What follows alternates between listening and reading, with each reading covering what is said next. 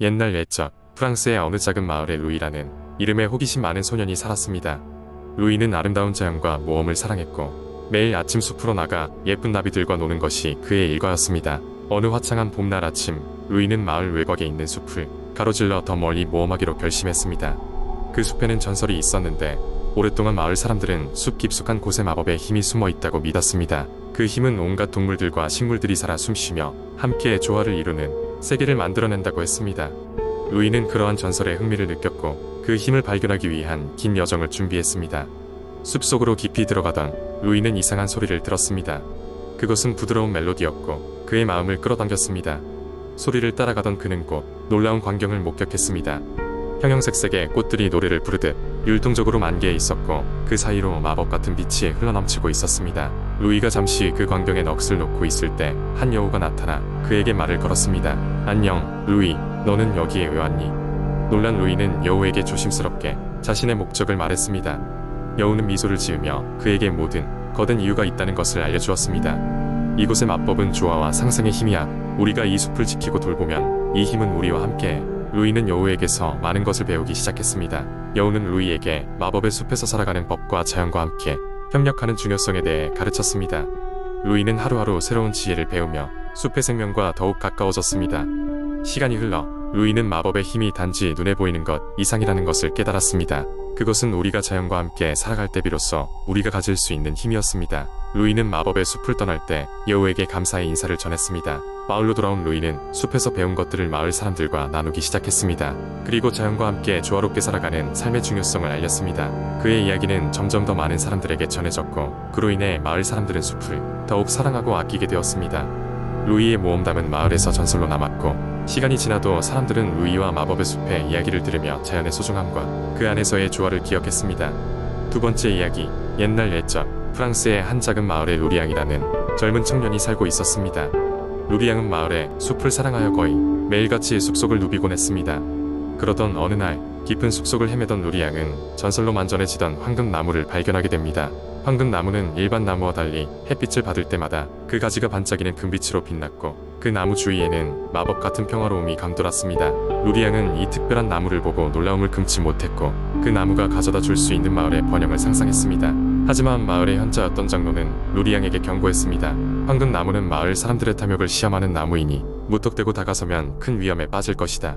그럼에도 불구하고 호기심이 많고 용감했던 루리앙은 혼자서 황금나무의 비밀을 풀고자 마음먹었습니다. 며칠 밤낮으로 나무 주위를 관찰하던 루리앙은 나무의 밑동에 희미한 문양이 새겨져 있는 것을 발견했습니다. 그는 그것을 본 후 마을 도서관에서 고대 문서를 찾아 그 문양의 의미를 조사하기 시작했습니다. 드디어 루리앙은 그 문양이 진실한 마음을 가진 자만이 나무의 진정한 비밀을 알 수 있다는 것을 의미한다는 것을 알아냈습니다. 그것은 단지 황금 그 자체가 아니라 마을을 위한 협력과 사랑의 상징이라는 것이었습니다. 이 사실을 알게 된 루리앙은 마을 사람들과 의논하기로 결심했습니다. 자신의 발견과 깨달음을 마을 사람들에게 전한 루리앙은 모두가 함께 나무를 돌보고 보존하기로 결정했습니다. 그 이후로도 황금 나무는 여전히 그 자리에 있었지만 사람들은 탐욕 대신 서로의 신뢰와 협력으로 마을을 더 번영시켰습니다. 세월이 흘러 루리앙의 이야기는 마을 전체에 전해졌고 어린이들은 그 이야기를 들으며 탐욕 대신 사랑과 협력이 더 중요하다는 것을 배울 수 있었습니다. 그래서 황금나무는 신비로운 전설이자 마을 사람들의 조화로움을 상징하게 되었고 프랑스 전역에 걸쳐 동화로 전해졌습니다. 이와 같이 루리앙의 이야기는 단순한 전설을 넘어서 시대를 초월하여 진실과 협력의 가치를 일깨워 주는 소중한 교훈으로 자리 잡았습니다. 세 번째 이야기, 옛날 옛적 프랑스의 아름다운 시골 마을에는 루이라는 이름의 소년이 살고 있었습니다. 루이는 항상 새로운 모험을 꿈꾸며 호기심이 많은 아이였습니다. 그의 마을 근처에는 오래된 숲이 있었고 그 숲에는 신비로운 이야기가 전해지는 마법의 사과나무가 있었습니다. 사람들은 그 나무가 가끔씩 황금빛 사과를 맺는다고 이야기했습니다. 이 사과는 단순한 과일이 아니었습니다. 전설에 따르면 이 사과는 먹는 사람에게 소원을 들어주는 마력을 가지고 있었습니다. 하지만 사과나무는 깊은 숲속에 숨겨져 있었고 그 위치를 아는 이는 아무도 없었습니다. 어느 가을날 루이는 친구들과 함께 산책을 하다가 그 숲에 들어가게 되었습니다. 루이는 문득 전설의 사과나무가 생각났습니다. 그는 친구들에게 그 나무를 찾아보자고 제안했고 친구들은 루이의 모험심에 동화되어 모두 동의했습니다. 그들은 숲속을 걸으며 나무를 찾아 나섰습니다. 숲은 깊고도 신비로운 장소였습니다. 그들은 길을 잃었지만 루이는 포기하지 않고 계속해서 전진했습니다. 많은 시간이 흐르고 해가 지고 있었지만 그때 마법처럼 빛나는 무언가가 그의 눈에 들어왔습니다. 그것은 바로 황금빛 사과가 주렁주렁 열린 사과나무였습니다. 루이는 심장이 두근거리며 나무에 다가갔고 사과 하나를 조심스럽게 땄습니다. 사과를 손에 쥔 루이는 친구들에게 나누고 싶었지만 그 순간 친구들은 모두 자신만의 소원을 빌기 시작했습니다. 루이는 잠시 생각에 잠겼습니다. 그는 무엇을 소원해야 할지 몰랐습니다. 그는 눈을 감고 자신의 가장 큰 꿈을 떠올렸습니다. 바로 그의 마을이 언제나 행복하고 평화로운 곳이 되는 것이었습니다. 루이는 그렇게 소원을 빌었고 놀랍게도 사과는 환한 빛을 발산하며 루이의 손에서 사라졌습니다. 그 순간 루이와 친구들은 놀라운 현상을 목격했습니다. 숲 전체가 아름다운 황금빛으로 물들며 그들의 마음속에 따뜻함이 가득 차올랐습니다. 그 이후로 루이의 마을에는 마법 같은 일이 일어났습니다. 사람들은 더 이상 다투지 않았고 마을은 매년 더욱 풍요롭고 행복한 곳이 되었습니다. 마법의 사과나무에 대한 이야기는 전설로 전해졌으며 루이와 그의 친구들은 그 모험을 절대 잊지 않았습니다. 루이는 그 후에도 여러 모험을 떠났으나 그가 가장 아끼는 이야기는 늘 그 마법의 사과나무에 관한 것이었습니다. 그는 이 이야기를 후대에 전하며 누구나 소중한 희망과 믿음을 가진다면 그것이 마법을 일으킬 수 있음을 말해주곤 했습니다. 네 번째 이야기, 옛날 옛적 프랑스 파리 한복판에는 누구도 그 진가를 모르는 숨겨진 정원이 루브르 궁 깊숙이 존재했다. 이 정원은 수백 년 전 왕실 정원사였던 샤를 마르탱이 자신의 사랑하는 딸을 위해 몰래 가꾸기 시작한 것이었다. 샤를은 정원의 존재를 절대 비밀로 하도록 딸과 약속했고 딸은 그 비밀을 평생 지켰다. 세월이 흘러 루브르 궁은 프랑스 혁명 동안 여러 변화를 겪으며 박물관으로 탈바꿈하게 되었다. 그러나 여전히 정원의 존재는 거에 잊혀지다시피 했다. 이렇게 미로처럼 얽힌 역사 속에서 정원은 자연의 아름다움을 간직한 채 조용히 무르익어갔다. 어느 날 루브르 박물관에서 일하는 젊은 큐레이터인 엘렌은 오래된 도서관에서 누군가가 실수로 남겨둔 먼지가 잔뜩 낀 작은 수첩을 발견하게 된다. 수첩의 페이지는 대부분이 낡고 퇴색되었지만 몇몇 페이지는 아직도 단어를 식별할 수 있었다. 수첩에는 정원의 위치와 그 값진 비밀을 수호하겠다는 샤를 마르탱의 맹세가 적혀 있었다. 엘렌은 자신의 발견에 흥미를 느껴 동료들과 함께 은밀히 탐험하기로 결정하였다. 그리하여 일요일 아침 정원이 숨겨져 있을지 모를 지하실로 내려갔다. 지하실 끝에서 오래된 벽화와 주위, 풍경을 비교하며 고심하던 중 그녀는 벽의 비밀문을 찾아내었다. 문을 열자 화려함으로 가득한 정원이 그녀들 앞에 모습을 드러냈다. 시간의 흔적이 많은 것처럼 보였던 정원은 대자연이 주는 신비한 풍경과 그 속에 감춰진 산책로로 가득했다. 바람에 스치는 나무와 만발한 꽃들은 낡고 구식인 듯하면서도 이상하게 매력적인 느낌을 주었다. 엘렌과 동료들은 사방을 둘러보며 정원을 탐구하기 시작했다. 그날 이후 루브르의 정원은 극비리에 관리되면서도 가끔씩 선택된 꽃 전문가와 예술가들만이 방문할 수 있는 장소로 재탄생하게 되었다. 정원의 전경은 오로지 동화 속에서나 볼 법한 말로 설명 가능한 종류의 것이었다.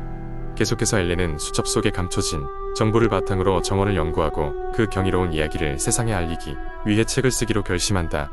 몇 년이 지난 후 엘렌은 그녀의 책을 출판하게 되었고 이로 인해 루브르 궁에 숨겨졌던 정원의 아름다움은 전 세계로 퍼져나갔다. 정원의 깃든 비밀과 그로 인한 영감은 여행객과 예술가들에게 연이은 영감을 주며 엘렌의 정원 발견이라는 위대한 여정은 프랑스의 새로운 전설로 자리잡게 되었다. 시간은 흘러가지만 사람들은 여전히 그 정원을 찾고 엘렌에게 감사하는 마음으로 특별한 감사를 보낸다고 한다. 다섯 번째 이야기, 옛날 프랑스의 작은 마을에 루이라는 소년이 살고 있었습니다. 루이는 항상 꿈꾸며 새로운 모험을 찾아 떠나는 것을 좋아했습니다. 어느 날 마을 시장에 펼쳐진 여행길에 루이는 자신도 모르는 사이에 특별한 지도를 손에 넣게 되었습니다. 지도는 오래된 양피지로 만들어져 있었고 신비한 상징들로 가득 차 있었습니다. 지도는 그가 있던 마을에서 시작하여 멀리 떨어진 어떤 숲으로 이어지는 길을 보여주었습니다. 루이는 이 기회를 놓치고 싶지 않아 즉시 짐을 챙기고 여행을 떠나기로 결심했습니다. 부모님에게는 숲 끝에 있는 할아버지를 방문하러 간다고만 이야기하고 모험을 시작했습니다. 여행은 쉬운 일이 아니었습니다. 루이는 다양한 동물을 만나게 되었고 그 중에는 그를 돕는 친구들도 있었고 그를 놀래키려는 장난꾸러기들도 있었습니다. 여행의 초반에는 귀여운 야생 토끼가 앞서가며 길을 안내해 주었습니다. 토끼는 멀리서 보았을 때 하얀 눈처럼 보였기 때문에 루이는 그것을 눈의 가이드라고 불렀습니다. 며칠 후 숲에 들어서자마자 루이는 커다란 나무들과 어두운 웃음소리를 내뱉는 까마귀들을 마주하게 되었습니다. 까마귀들은 루이를 시험하기 위해 골든 도토리를 모아오면 길을 안내해 주겠다고 했습니다. 루이는 까마귀들의 요청을 받아들여 숲 깊은 곳에서 반짝이는 도토리를 찾기 시작했습니다. 숨겨진 골든 도토리를 찾는 과정에서 그는 자신의 용기와 지혜를 시험할 수 있었습니다. 드디어 귀중한 도토리를 찾아낸 루이는 까마귀들에게 그것을 건넸고 까마귀들은 약속대로 비밀의 길을 알려주었습니다. 그 길을 따라 루이는 결국 마법의 성에 도착했습니다. 성은 황금빛으로 빛나고 있었으며 주변은 신비로운 정원으로 둘러싸여 있었습니다. 성의 중앙에는 나이가 지긋한 요정왕이 있었는데 그는 루이가 이곳에 도착할 것을 알고 있었습니다. 요정왕은 많은 해를 지나면서 이 성을 지키고 새로운 모험가가 찾아오기를 기다리고 있었던 것입니다. 그는 루이가 이곳에 오게 된 이유를 설명하며 루이의 용기와 지혜가 새로운 시대의 시작을 알리는 신호라고 하였습니다. 요정왕은 루이에게 마법의 힘이 담긴 부엉이 인형을 선물로 주었고 그것을 통해 언제든지 요정의 도움을 받을 수 있게 주었습니다. 루이는 요정왕에게 감사하며 마을로 돌아갔습니다. 부모님에게는 할아버지와의 즐거운 시간들에 대해서 이야기하고 실제 모험의 이야기는 마음속에 간직했습니다. 루이는 여러 해가 지난 후에도 그가 겪었던 신비로운 경험과 요정왕과의 만남을 평생 잊지 않고 살았습니다. 그가 받은 부엉이 인형은 그의 방 한 구석에 놓였지만 매일 밤마다 은은한 빛을 발하며 루이에게 꿈과 용기를 선물했습니다.